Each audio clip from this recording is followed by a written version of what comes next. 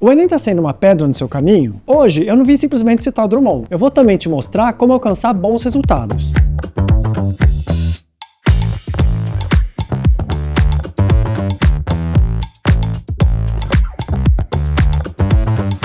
Oi pessoal, tudo bem? Hoje eu vou te contar tudo o que você precisa saber sobre a prova de literatura do Enem.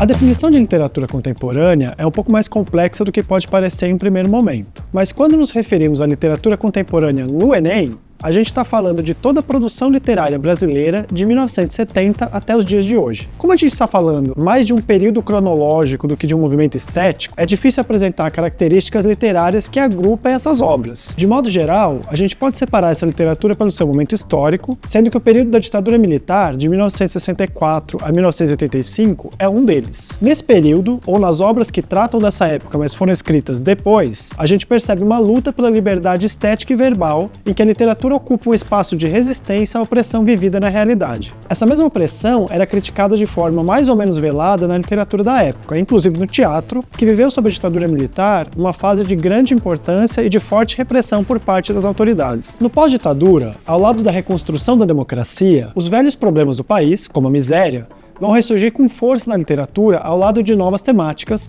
como a violência urbana, que se tornava central na vida dos moradores das metrópoles. Nas últimas décadas, ao lado dessa temática, a diversificação das vozes narrativas e dos próprios estratos sociais dos autores vão fazer da democratização do acesso à literatura e da sua produção uma das grandes temáticas literárias. Assim, as literaturas negra, feminina, indígena, os saraus literários, o Islã e a própria contestação do que seria literatura podem aparecer em trechos literários utilizados no Enem para abordar o período. É importante ainda a gente ressaltar um gênero que costuma aparecer bastante no Enem: as crônicas, sejam elas literárias ou aquelas mais jornalísticas, que parecem um pouco um artigo de opinião. Mesmo que essas crônicas sejam mais voltadas à interpretação de texto, conhecer o gênero e as suas especificidades vai ajudar bastante o candidato na hora de responder essas questões.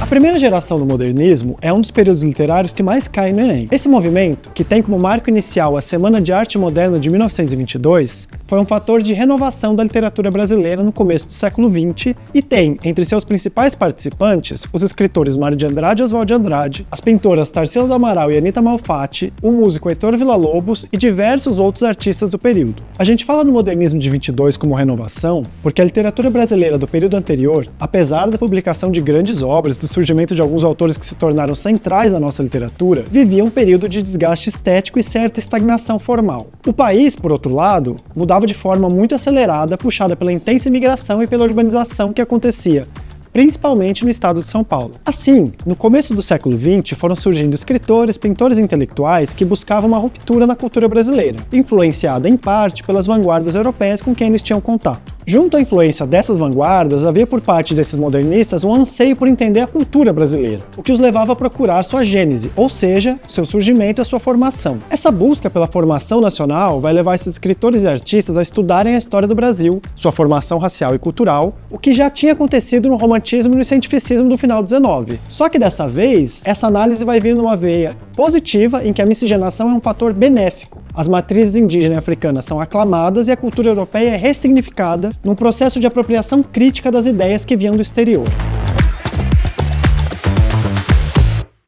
A terceira geração do modernismo, ou modernismo de 45, é um período bem variado na produção artística e literária brasileira, em que a herança da produção de 22 e de 30 vai ser repensada junto a influências anteriores ao modernismo, como o parnasianismo e o simbolismo. Na poesia, o nome que mais se destaca é o do João Cabral de Melo Neto, poeta cuja obsessão com a forma fez com que ele ficasse conhecido como engenheiro das palavras. Na prosa, os dois grandes nomes do período são tão diferentes entre si que servem como exemplo da variedade da literatura do período. Na produção urbana e mais intimista, a Clarice Lispector é o grande nome da geração de 45. O Guimarães Rosa, por outro lado, vai se destacar na construção de uma síntese formal e temática dos romances regionalistas da geração de 30 e na formulação estética e da busca da gênese nacional na geração de 22. É dele, aliás, o grande romance brasileiro do século XX, que é o Grande Sertão Veredas. No Enem, esses três autores e outros da geração de 45 podem cair em questões que abordem a inovação estética de Guimarães Rosa, além do seu uso das variantes linguísticas, o cuidado formal do João Cabral de Melo Neto, ou mesmo utilizando trechos da prosa da Clarice Lispector para cobrar interpretações mais gerais de texto por parte do candidato. Por ser um período muito variado e pouco marcado por aspectos mais específicos, é menos provável que vá cair, por exemplo, algo mais voltado à estética da geração de 45, como pode acontecer a respeito do modernismo de 22. Obrigado por se juntar a nós nesse conteúdo. A gente espera que vocês tenham curtido as dicas e se sentido mais perto de bons resultados.